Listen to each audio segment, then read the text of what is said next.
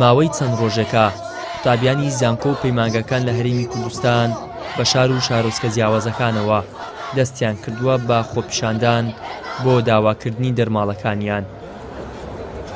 قوتابیان دەڵێن دەرماڵە مافێکی سەرەتایی خۆمانە، باسیش لەوە دەکەن بەشێک لە قوتابیان بەهۆی خراپی دۆخی داراییانەوە هاوتەریب لەگەڵ خوێندن سەرقاڵی کارکردنن کە ئەوە ژوا دەکات وەکو پێویست نەتوانن خوێندنەکانیان بکەن. بەشێکیش لە قوتابیان لە خوێندن دوور کەوتونەتەوە. بەهۆی ئەوەی کە دەرماڵە نادرێت بۆی و بەرگرانی کە لەسەر خێزان هەیە ئێستا بەشێک لە خوێندکاران لە دابراون لە خوێندەکان لەبەری دوای خوێندن ئیش ئەکەن.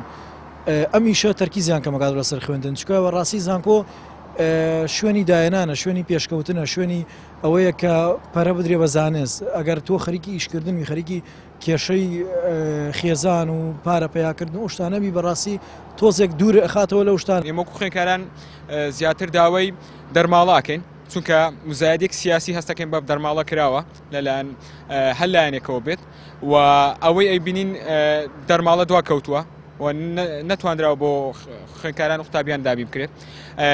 داواکاری وەکو سەرجەم خوێندکاران، چونکە ئێمە لە سلێمانیەوە تاکو زاخۆ هەموو یەک داواکاریمەنە، هەمومان خوێندکارین، هەمووان پێویستمان بۆی کە پێداویستەکان ماپەڕ بکرێتەوە.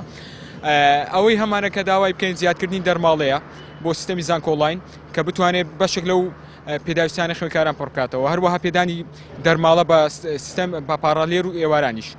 ڕێکخراوە قوتابی و خوێندکاریەکان پشتیوانی تەواوی قوتابیان دەکەن بۆ داواکردنی دەرماڵەکانیان. پێشیان وایە دەرماڵە مافێکی سەرەکی قوتابیانە، پێدانی ئەرکی حکوومەتە. دەرماڵە مافێکی سەرەتایی قوتابیانی زانکۆ و پەیمانگاکانی کوردستانە و ئەرکێکی هەمیشەیی و هەنووکەی حکوومەتی هەرێم و وەزارەتی دارایی و وەزارەتی خوێندنی باڵایشە کە پێویستەکە بدرێ بە قوتابیان. پێویستەکات حکوومەتی هەرێمی کوردستان بە زووترین کات بەدەم ماف و داوای قوتابیانەوە بێت و بێگومان بۆی ئەم ناڕەزایەتیانە بە زووترین کات چارەسەر بکرێ و پەل نەهابێت خوا نەخواستە بۆ ڕووداوی نەخوازراو ئەو کات زیاتر و زیاتر ئەسەف خواز بین بۆ ئەوەی دۆخەکە چاک ببێتەوە. قوتابیانی زانکۆ هەستیارتری و زیندوترین توێژی کۆمەلگاکەمانن. سەرەتایترین مافیشیان ئەوەیە کە دەرماڵەیان پێ بڵێ سارە نەمافێ لە کاتی خۆیدا مانگانە ئەو بڕە دەرماڵە کەمەی کە دانراوە پێیان بدرێ.